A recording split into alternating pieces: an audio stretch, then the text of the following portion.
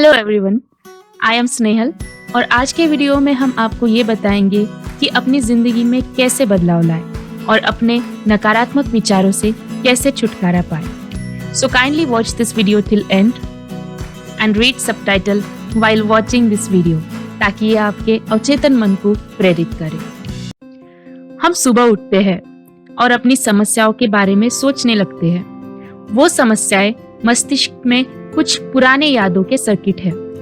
उन यादों में से हर एक निश्चित समय और स्थानों पर लोगों और चीजों से जुड़ी होती है।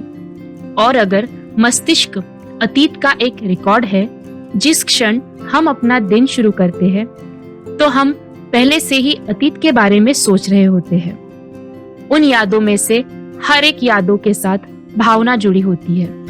भावनाएं पिछले अनुभव की अंतिम उपज है। इसलिए जैसे ही हम अपनी समस्याओं की यादों को याद करते हैं तो अचानक हम दुखी हो जाते हैं। हम दुखी महसूस करते हैं, हमें दर्द होता है। अब हम कैसा सोचते हैं और कैसा महसूस करते हैं, यह हमारे होने की स्थिति बनाता है।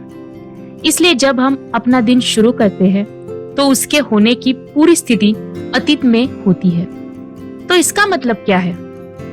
परिचित अतीत जल्द या बाद में अनुमानित भविष्य होगा। इसलिए अगर हम मानते हैं कि हमारे विचारों का हमारे भाग्य से कुछ लेना देना है और हम अतीत में सोच रहे भावनाओं की परिभाषा के अनुसार कैसा महसूस करते हैं या भावनाएं सोचने का साधन बन गई है, उससे अधिक नहीं सोच सकते हैं। और अधिकांश भाग के लिए हम उसी जीवन का निर्माण करते रहेंगे। तो फिर हम अपने सेल फोन को पकड़ लेते हैं, हम अपना व्हाट्सएप चेक करते हैं, हम कुछ ग्रंथों की जांच करते हैं, ईमेल और फेसबुक की जांच करते हैं, अपनी तस्वीरें लेते हैं और फेसबुक इंस्टाग्राम पर पोस्ट करते हैं, कुछ ट्वीट करते हैं, समाचार की जांच करते हैं और अब हम वास्तव में अपने जीवन में ज्ञात हर चीज से जुड़ा हुआ महसूस करते हैं। और फिर हम नियमित व्यवहारों की एक श्रृंखला से गुजरते हैं। हम उसी तरफ बिस्तर से उठते हैं, शौचालय जाते हैं, एक कप चाय लेते हैं, स्नान करते हैं, कपड़े पहनते हैं और उसी तरह काम करने के लिए ड्राइव करते हैं। हम हर दिन वही काम करते रहते हैं। हम उन्हीं लोगों को देखते हैं जो उन्हीं भावनात्मक बटन को दबाते हैं और ये हमारी दिनचर्या बन जाती है। इसी तरह ये एक कार्यक्रम की तरह बन जाता है। इसलिए अब हम एक कार्यक्रम के लिए अपनी स्वतंत्र इच्छा खो चुके हैं और हमारे साथ ऐसा करने के लिए कोई अनदेखी हाथ नहीं है। इसलिए जब परिवर्तन का समय आता है तो उस चक्र का अतिरेक एक अवचेतन कार्यक्रम बन जाता है। तो आज की उम्र तक हम कौन है, इसका 95% व्यवहार भावनात्मक प्रतिक्रियाओं, अचेतन आदतों, कठोर रवैये, विश्वासों और धारणाओं का एक यादगार सेट है जो कंप्यूटर प्रोग्राम की तरह काम करता है। तो फिर हम अपने 5% चेतन मन से कह सकते हैं, मैं स्वस्थ रहना चाहता हूँ, मैं खुश रहना चाहता हूँ, मैं आजादी से जीना चाहता हूँ, लेकिन शरीर एक अलग कार्यक्रम पर है। तो फिर हम उन बदलावों को कैसे शुरू करते हैं? खैर, हमें विश्लेषणात्मक दिमाग से परे जाना होगा, क्योंकि जो चीज चेतन मन को अवचेतन मन से अलग करती है वो है विश्लेषणात्मक दिमाग। और यही से ध्यान आता है, क्योंकि हम अभ्यास के माध्यम से लोगों को सिखा सकते हैं कि हमारी मस्तिष्क तरंगों को कैसे बदलना है, कैसे उन्हें धीमा करना है। और जब हम ठीक से ऐसा करते हैं तो हम दिमाग के ऑपरेटिंग सिस्टम में प्रवेश करते हैं, जहां हम वास्तव में कुछ महत्वपूर्ण बदलाव करना शुरू कर सकते हैं। इसलिए ज्यादातर लोग संकट, आघात, बीमारी या निदान की प्रतीक्षा करते हैं। वो नुकसान की प्रतीक्षा करते हैं, कुछ घटना होने की राह देखते ताकि वो खुद को बदलने के लिए अपना मन बना सके। लेकिन मेरा संदेश ये है कि प्रतीक्षा क्यों करें, और आप दर्द और पीड़ा की स्थिति में सीख सकते हैं और बदल सकते हैं, या आप आनंद और प्रेरणा की स्थिति में सीख सकते हैं और खुद की सोच को बदल सकते हैं। अधिकांश लोग अपने जीवन का 70% समय जीवित रहने और तनाव में जीने में व्यतीत करते हैं। इसलिए वो हमेशा पिछले अनुभव के आधार पर सबसे खराब स्थिति का अनुमान लगाते हैं। वो सबसे खराब संभावित परिणाम का चयन कर रहे हैं और वो डर के साथ इसे भावनात्मक रूप से गले लगा लेते हैं और वो अपने शरीर को डर की स्थिति में ढाल देते हैं। आप इसकी भविष्यवाणी भी नहीं कर सकते क्योंकि यह अवचेतन रूप से प्रोग्राम किया गया है। इसलिए लोग उन भावनाओं की भीड़ के आदी हो जाते हैं और वो अपने जीवन की समस्याओं और स्थितियों का उपयोग अपनी सीमा की पुष्टि करने के लिए करते हैं ताकि कम से कम वो कुछ महसूस कर सके। तो अब जब बदलाव का समय आता है तो हम उस व्यक्ति से कहते हैं, आप इस तरह क्यों हैं? खैर, हर बार जब वो घटना को याद करते हैं तो वो अपने मस्तिष्क और शरीर में उसी रसायन का निर्माण कर रहे होते हैं जैसे कि घटना घटित हो रही हो। एक ही सर्किट को फायर और वायरिंग करते हैं और शरीर को वही भावनात्मक हस्ताक्षर भेजते हैं। लेकिन इसके पीछे क्या प्रासंगिकता है? खैर, हमारा शरीर एक मायने में हमारा ही अवचेतन मन है। यदि हम बैठे हैं और भविष्य में कुछ सबसे खराब स्थिति के बारे में सोचना शुरू करते हैं जिसे हम अपने दिमाग में समेट रहे हैं और हमें उस घटना की भावना महसूस होने लगती है, तो हमारे शरीर को उस घटना के बीच का अंतर नहीं पता है जो हमारी दुनिया या फिर बाहरी दुनिया में हो रही है और जो हम भावनाओं या हम खुद अकेले विचार से बना रहे हैं। इसलिए ज्यादातर लोग लगातार अपनी भावनात्मक स्थिति को पुष्टि करते हैं। इसलिए जब उस भावना को छोड़ने का समय आता है तो वो कह सकते हैं, मैं वास्तव में इसे करना चाहता हूँ, लेकिन वास्तव में शरीर दिमाग से ज्यादा मजबूत है क्योंकि इसे इस तरह से वातानुकूलित किया गया है। तो नौकर अब मालिक और व्यक्ति बन गया है। अचानक एक बार जब वो उस अज्ञात में कदम रखते हैं तो वो अपराध बोध और पीड़ा महसूस करना पसंद करेंगे क्योंकि कम से कम वो इसकी भविष्यवाणी कर सकते हैं। अज्ञात होना ज्यादातर लोगों के लिए एक डरावनी जगह है क्योंकि अज्ञात अनिश्चित है। लोग हमेशा कहते हैं, ठीक है, मैं अपने भविष्य की भविष्यवाणी नहीं कर सकता, मैं अज्ञात हूँ। या फिर मेरा मानना यह है कि अपने भविष्य की भविष्यवाणी करने का सबसे अच्छा तरीका यह है कि इसे ज्ञात से नहीं बल्कि अज्ञात से बनाया जाए। आप अपने दिमाग में कौन से विचार चलाना और प्रसारित करना चाहते हैं? आप एक दिन में किन व्यवहारों को प्रदर्शित करना चाहते हैं? मानसिक रूप से पूर्वाभ्यास करना, आप जो चाहते हैं उसकी प्रतिक्रिया अपनी आंखें बंद करके, या फिर आप वास्तव में मौजूद है तो मानसिक रूप से कुछ कार्यवाही के लिए उसकी क्रिया का पूर्वाभ्यास कर सकते हैं। हम जो कल्पना कर रहे हैं और जो हम हमारे विचारों की दुनिया में अनुभव कर रहे हैं उसके बीच का अंतर मस्तिष्क को नहीं पता है। तो फिर हम अपने मस्तिष्क में न्यूरोलॉजिकल हार्डवेयर स्थापित करना शुरू करते हैं ताकि यह देखा जा सके कि घटना पहले ही हो चुकी है। अब हमारा दिमाग अतीत का रिकॉर्ड नहीं रहा, अब यह भविष्य का नक्शा है। और अगर हम इसे करते रहते हैं तो इसे इस तरह से प्राइम करते हुए हार्डवेयर एक सॉफ्टवेयर प्रोग्राम बन जाता है। हम बस एक खुश व्यक्ति की तरह अभिनय करना शुरू कर सकते हैं या फिर दुखी व्यक्ति की तरह हमेशा नकारात्मक विचारों में डूबे रह सकते हैं। पर मेरा यह कहना है कि सबसे मुश्किल हिस्सा हमारे शरीर को भावनात्मक रूप से सिखाता है कि वास्तविक अनुभव से पहले भविष्य कैसा महसूस होगा। तो इसका मतलब क्या है? हम सशक्त महसूस करने के लिए अपनी सफलता का इंतजार नहीं कर सकते, हम अपने धन के प्रचुर होने का इंतजार नहीं कर सकते, हम अपने नए रिश्ते को प्यार महसूस करने का, संपूर्ण महसूस करने के लिए अपने उपचार का इंतजार नहीं कर सकते। मेरा यह कहना है, ये वास्तविकता का कारण और प्रभाव का पुराना मॉडल है। हम अपने अंदर कैसा महसूस करते हैं और इसे बदलने के लिए हमारे बाहर किस चीज की प्रतीक्षा करना, और जब हम अपने अंदर बेहतर महसूस करते हैं तो हम जो भी कारण हो उस पर ध्यान देते हैं। फिर इसका मतलब न्यूटोनियन दुनिया से है कि ज्यादातर लोग अपना पूरा जीवन अभाव में जीने में बिताते हैं और वहां कुछ बदलने की प्रतीक्षा करते हैं। अब ये न्यूटोनियन दुनिया क्या है?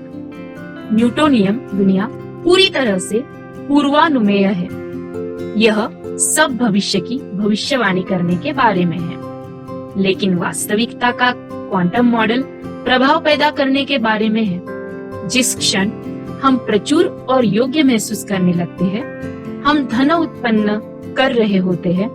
जिस क्षण हम सशक्त होते हैं और उसे महसूस करते हैं, हम अपनी सफलता की ओर बढ़ने लगते हैं।